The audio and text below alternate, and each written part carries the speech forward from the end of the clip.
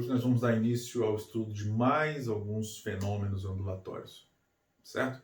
Já vimos aqui a ideia da reflexão, da refração. Hoje nós vamos estudar a ressonância, a polarização e a difração, certo? Vamos lá então, vamos conversar um pouquinho sobre isso. Para esses três fenômenos, vamos colocar aqui palavras, verbos que sirvam para que você consiga estabelecer uma analogia mais tranquila para poder entender. Na ressonância, o que nós vamos ter é um reforço. Reforço no fenômeno ondulatório, reforço no fenômeno repetitivo. Então, imagina a seguinte situação.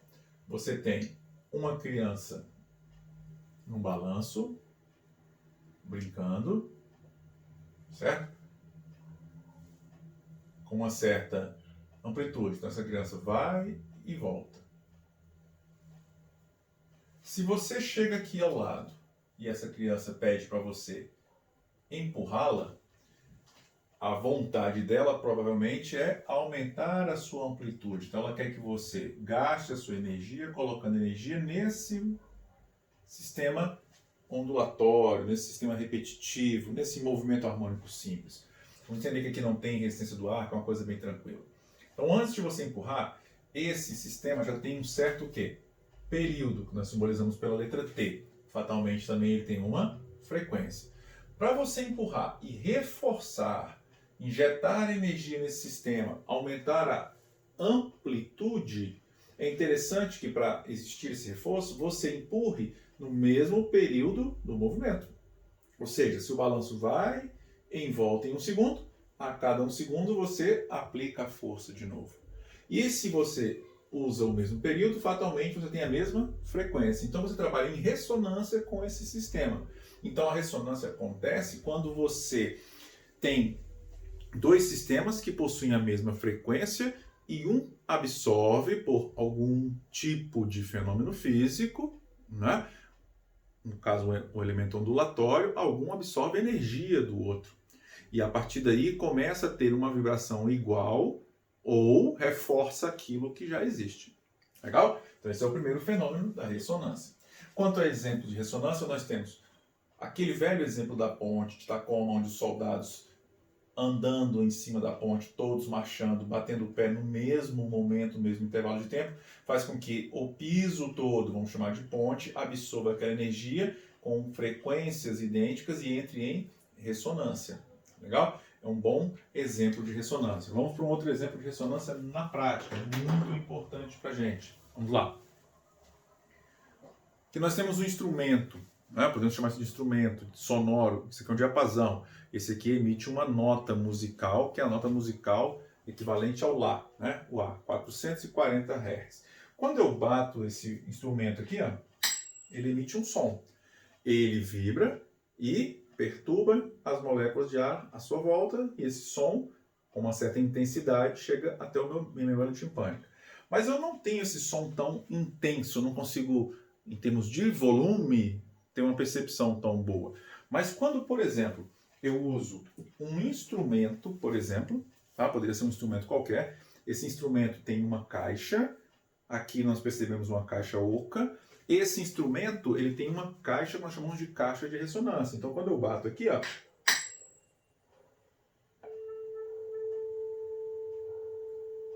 e encosto o meu diapasão na caixa de ressonância do instrumento, essa madeira vibra com a mesma frequência do diapasão e entra em ressonância com o diapasão, emitindo o som. Se eu pego uma nota e toco, uma corda e toco, nos pontos extremos ele faz o corpo do cavaquinho vibrar, entra em ressonância e amplifica esse som. Esse quadro, por exemplo, oco, serve como uma caixa de ressonância. Escutamos o som emitido. Então a ressonância, ela trabalha um reforço da onda. No caso aqui, nosso exemplo, uma onda mecânica, um movimento, né, harmônico associado à mecânica, e na caixa de ressonância do instrumento musical, a parte sonora. Legal? Polarização. Polarização está associada ao efeito de filtrar uma onda. Na figura que aparece agora, o que, que você vê? Uma onda que tem mais de uma direção de vibração, passando por uma placa simbólica com uma fenda e depois dessa placa você elimina uma das direções de vibração, certo? Isso é uma chamada polarização. No efeito de polarização é muito comum você encontrar essa representação. Você ter uma onda, por exemplo, uma onda eletromagnética que tem, por exemplo, direções de vibração em alguns eixos, alguns sentidos. Você trabalhar essa onda após a passagem por um polarizador e representá-la, vamos colocar aqui como azul, apenas com dois eixos. Ó. Então, por exemplo, se essa onda aqui tinha chamada recebida 061998477 eixos de vibração, aqui eu tenho ela polarizada. Legal? Eu tenho aqui uma onda polarizada. Ok? E o fenômeno da difração? Como que nós vamos trabalhar? A difração, nós vamos usar o verbo contornar. O que é a ideia da difração? A difração é quando nós temos um obstáculo, imagine aqui um muro, uma parede, certo? Opaca, por exemplo, a luz. E aqui uma pessoa que eu vou chamar de A, uma pessoa que eu vou chamar de B. Ok? Essa pessoa aqui, esse muro é opaco à luz, ela reflete, por exemplo, a luz de uma fonte primária, por exemplo, a luz do sol, mas essa pessoa aqui, a B, não consegue, através do muro, enxergá-la, visualizá-la. Então, esse muro aqui, ele é opaco à luz. Tá? Lógico, aqui eu estou falando de luz visível. Certo? Mas se, de repente, a pessoa A falar alguma coisa, é possível que essa pessoa B consiga escutar a pessoa A. Se essa onda sonora conseguir contornar esse obstáculo, ela está passando por um fenômeno chamado de difração. Isso vai acontecer quando a distância entre duas frentes de onda, que é o nosso lambda, for maior ou igual, estiver ali praticamente com as mesmas dimensões do obstáculo. No caso aqui passa a ser a minha distância entre as extremidades do meu muro, por exemplo. Legal? Então a difração ela acontece com ondas sonoras, com ondas eletromagnéticas tipo luz. Não é que a luz não se difrata, mas para a luz se difratar tem que ter uma condição especial. Então, por exemplo, para a onda sonora, cuja velocidade é em torno de 340 metros por segundo. Se eu faço V igual a lambda S para o som, V igual a lambda F, para um 340, o meu lambda ele vai depender da frequência. Vamos colocar aqui uma frequência, por exemplo, de 20 Hz. Um lambda para uma frequência de 20 Hz dá em torno de 17 metros. Agora, se eu colocasse aqui 20.000 Hz, eu teria 340 é igual a lambda, chamada de lambda linha, vezes 20.000. Lambda linha seria em torno de 17, certo? Dividido por 100, não é isso? Por 1.000. Porque eu teria 17 milímetros. Legal? Então, essa aqui é uma onda que se difrata com mais dificuldade, essa aqui com mais facilidade. Isso aqui é um som grave, esse aqui é um som agudo. Então, o som grave difrata-se mais do que o som o quê? Agudo. Então, o som grave tem o quê? Maior comprimento de onda. Certo? Menor frequência. Isso aqui é a faixa do audível. O som audível vai em torno de 20 até 20.000 Hz. Abaixo disso é o infrassom, acima disso é o ultrassom. Então, quanto maior o comprimento de onda da onda, mais fácil ela passar pelo fenômeno chamado de difração. Tudo bem? Então, essa é a ideia. Por exemplo, uma onda FM e uma onda AM, ondas eletromagnéticas. A onda FM era na faixa de megahertz, enquanto a AM é em torno de kilohertz, da ordem de grandeza, né? 10 a sexta, 10 a terceira. Então é isso, galera. Olha, a FM tem uma faixa, né? Uma ordem de grandeza em torno de mega, que é 10 a sexta o quê? 10 a sexta Hz, enquanto aqui 10 a terceira kHz. Então, se a minha frequência está maior, vamos de novo para o V igual a lambda F. Ó. As duas faixas têm a mesma velocidade, que é o 3 vezes 10 oitava, ondas eletromagnéticas. O comprimento e a frequência são inversamente proporcionais. Então, para maior frequência, menor comprimento. Então, a onda FM tem um comprimento o quê? Menor. Enquanto a onda AM tem um comprimento o quê? Maior. Então, essa daqui passa por uma difração mais facilitada. Então, a onda AM se difrata melhor. Ok? E aí você também pode associar isso às cores. Vermelho até o violeta. Vermelho, alaranjado, amarelo, verde, azul, anil, violeta. O vermelho tem menor frequência, fatalmente maior comprimento de onda. Ela sofre uma difração com mais facilidade. Ok? Tranquilo? Então agora vamos apagar o quadro e vamos falar da interferência. Vamos lá. Vamos lá. O fenômeno da interferência, vamos começar com uma dimensão. Tá? Vamos pensar em ondas em cordas. Então vamos pensar aqui, por exemplo, em dois pulsos criados na mesma corda. Alguém aqui desse lado balançou, né? Perturbou essa corda criando um pulso com essa amplitude. O outro elemento aqui, outra pessoa do outro lado, criou um pulso idêntico, ambos com amplitude A. Esses pulsos estão viajando ao longo do meio corda. Vamos supor que eles se encontrem no ponto médio da corda.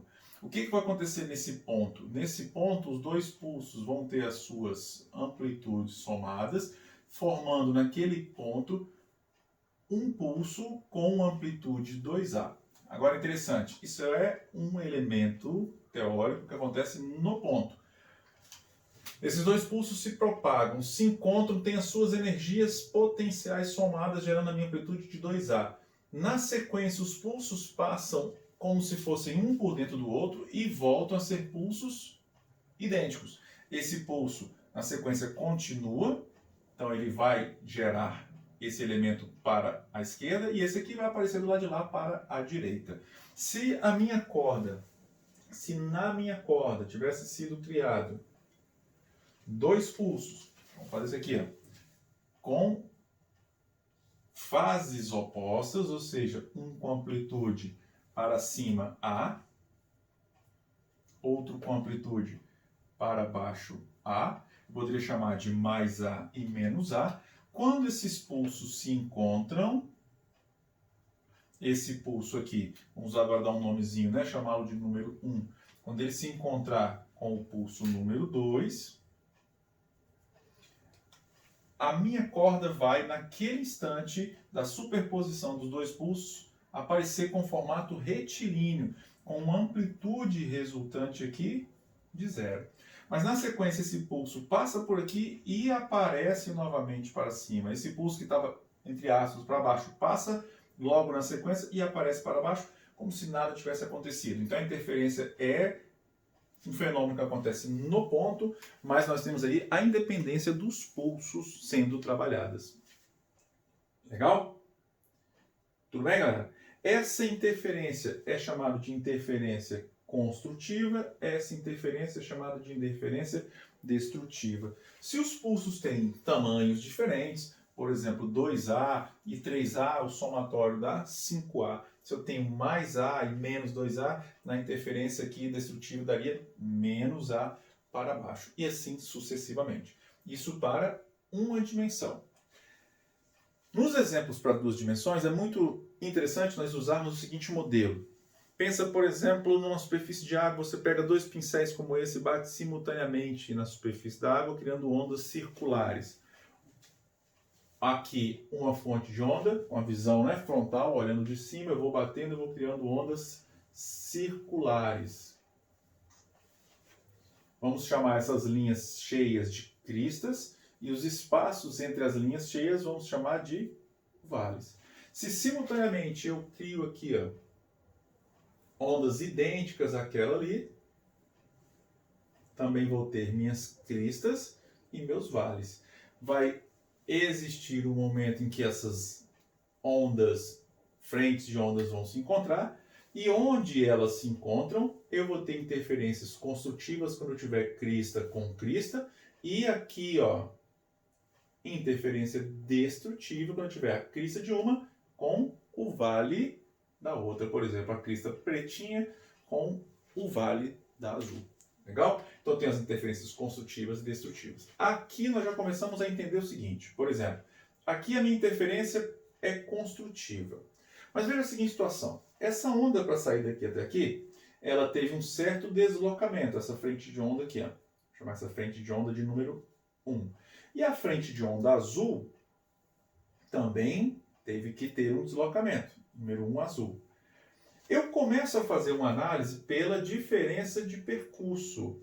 Se uma andou a mais do que a outra, um múltiplo inteiro par de lambda sobre 2, então quando n for um número par, certo? A nossa interferência é construtiva. Por exemplo, se o n for 8, 8 por 2, 4 lambda, certo? Também se o ΔS, a diferença de percurso entre ambos, for nula. Então, esse ΔS aqui significa uma diferença de percurso. Saber o que uma onda conseguiu, em termos de deslocamento, se movimentar mais do que a outra, tá? Ok? Se o n for ímpar, a minha interferência vai ser destrutiva. Essa relação matemática nós vamos trabalhar um pouquinho com mais calma, com tranquilidade no exercício. Ok? Então esses são os primeiros fenômenos que nós vamos trabalhar. Dentre esses fenômenos em cordas, nós já começamos a trabalhar a ideia das cordas vibrantes. Vou apagar o quadro e nós vamos colocar a parte teórica das cordas vibrantes para falarmos um pouquinho sobre acústica. Vamos lá, galera. Vamos trabalhar agora com as cordas vibrantes. O que são as cordas vibrantes? É o elemento básico, teórico, para nós entendermos como é que funciona, por exemplo, instrumentos de corda. Tá? Instrumentos de corda, eu tenho sempre as cordas, por exemplo, de um violão, presas em duas extremidades, vamos chamar de extremidades fixas. Quando eu toco a corda do violão, eu tenho fenômenos ondulatórios ali relacionados. Um deles são as reflexões dos pulsos nas extremidades fixas. Vamos voltar para uma parte teórica que eu deixei para cá. Quando eu tenho, por exemplo, uma corda numa extremidade livre, como se fosse um pincel desse e uma argola presa ao pincel e a corda presa na argola de modo que a argola possa subir e descer, ok? O que acontece quando eu crio um pulso? Ele passa por um fenômeno chamado reflexão. Então o pulso vai com a velocidade v. Quando chega aqui, a argola sobe e desce. Esse pulso é refletido sem inversão de fase. Então, se eu tenho um pulso com amplitude, por exemplo, mais A, ele volta com amplitude mais A também. Ou seja, se a minha fase é para cima, o pulso volta com a fase para cima, quando a minha extremidade é livre. Porém, quando a minha extremidade é fixa, quando eu crio um pulso com a extremidade, por exemplo, para cima, ele viaja com a velocidade v, sofre reflexão, ele tem a fase dele invertida. Ele vai com A de amplitude, vamos supor um sistema sem amortecimento, ele volta com A, ele vai com velocidade v, ele volta com velocidade v. Mas ele tem a fase invertida, que é o que vai acontecer aqui nas extremidades. Certo? Então nós vamos trabalhar com extremidades fixas. E aqui obedece à terceira lei de Newton. Quando a corda aplica uma ação na parede, a parede aplica uma reação na corda em sentido oposto, invertendo a fase. Ok? Vamos apagar isso aqui. Vamos na corda agora. Vamos lá. Vamos para as aplicações bem práticas, certo? Quando eu pego uma corda de violão e toco essa corda de violão, os pulsos batem nas extremidades, sofrem várias reflexões com a inversão de fase em cada reflexão. E após as reflexões eu tenho as interferências construtivas e destrutivas. Quando eu tenho a corda solta e bato nessa corda, qual é o aspecto criado quando eu deixo a corda completamente solta? A minha corda sobe e desce, sobe e desce. Então isso aqui nós vamos chamar de modo mais simples de vibração de uma corda. Essa é a maneira mais simples que a corda pode vibrar. O modo mais simples de vibração da corda é chamado de primeiro harmônico. Certo? Ou harmônico fundamental. Tranquilo? É o que vai aparecer na figura ali agora. Tá? Se eu pegar essa corda de violão, manter essa mesma corda, mas arrumar uma maneira de travá-la, criar um nó, uma interferência destrutiva bem no meio da corda, ela vai aparecer com esse aspecto aqui. Ó. Se eu criar aqui um ponto de interferência destrutiva, a minha corda vai vibrar desse jeito. As partes que vão subir e descer nós chamamos de ventres. As partes que ficam fixas, né, interferência destrutiva, são os nós. Então aqui eu tenho, ó, no primeiro harmônico, duas interferências destrutivas e uma construtiva subindo e descendo. Sempre nas extremidades fixas eu tenho interferência destrutiva. No segundo harmônico eu tenho, ó, ventres. Aí repara, esse ventre quando ele está em cima, esse outro está embaixo. Ele fica alternando, ó. E eu tenho três nós, uma interferência destrutiva aqui, uma interferência destrutiva aqui e uma interferência destrutiva aqui, ó. Agora vamos pensar juntos.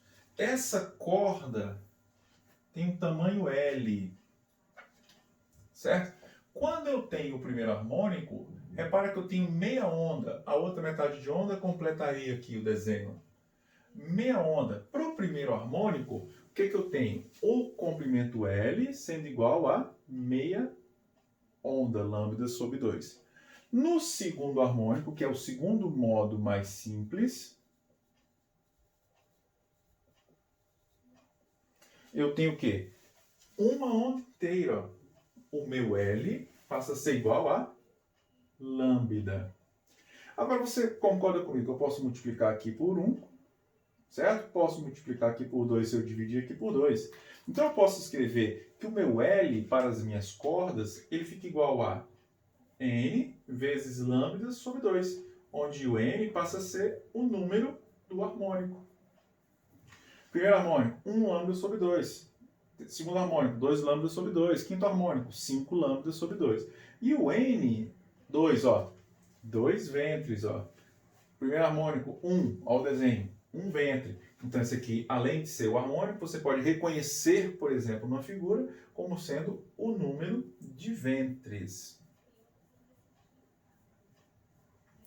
Ou no caso, 1 ventre, se for o primeiro harmônico. Legal? Então essa é a nossa corda de violão.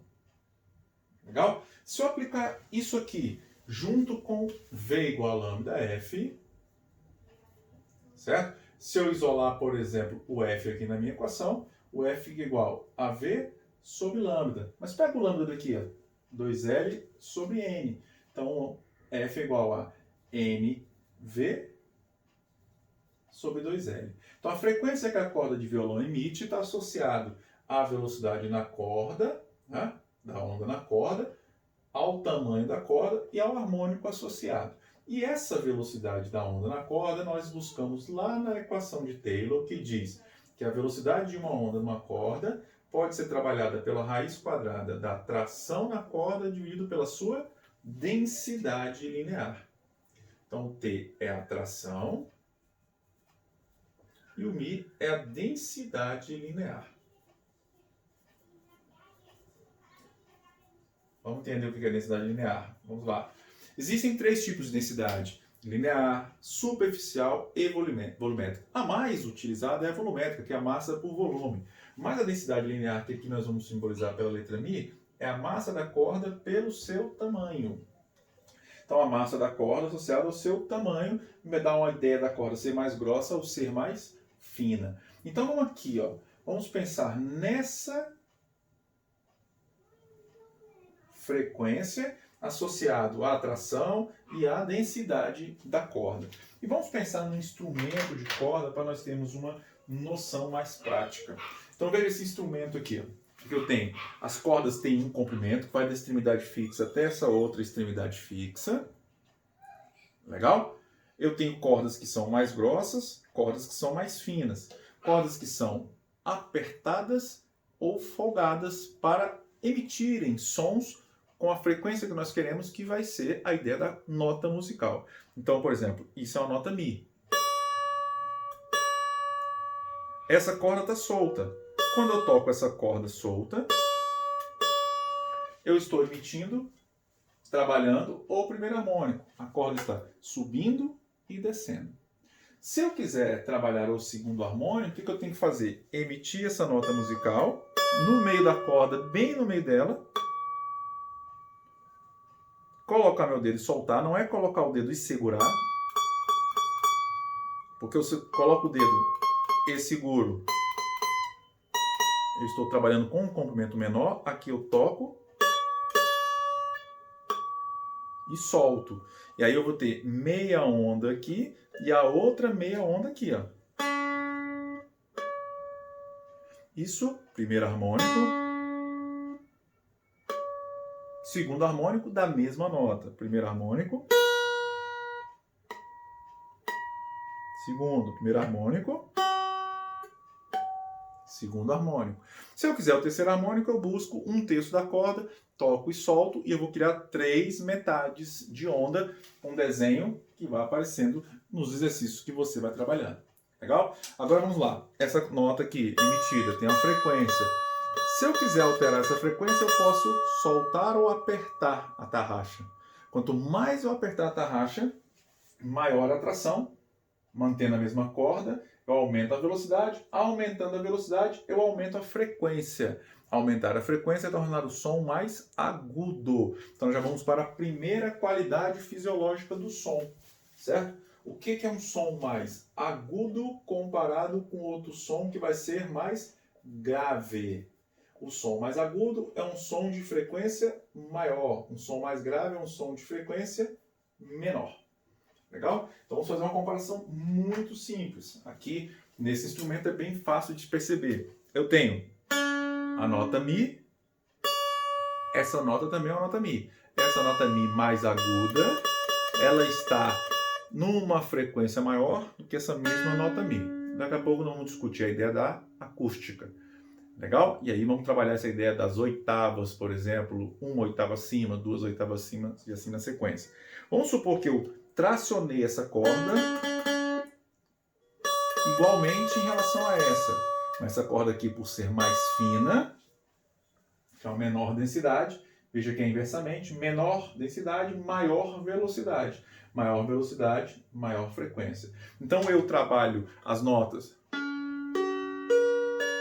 mais graves, mais agudas, de instrumento para instrumento, colocar essa mesma corda aqui no violão, o L já é maior. Então eu manuseio instrumentos naturalmente menores, como por exemplo o cavaquinho, o violino, tem L's menores, inversamente proporcional, se eu mantiver o restante constante, quanto menor o L, maior a frequência. Então normalmente instrumentos menores, com menores comprimentos, emitem sons mais agudos. Comprimentos maiores normalmente emitem sons mais graves. Cordas mais finas e cordas mais grossas eu vou analisar aqui, ó.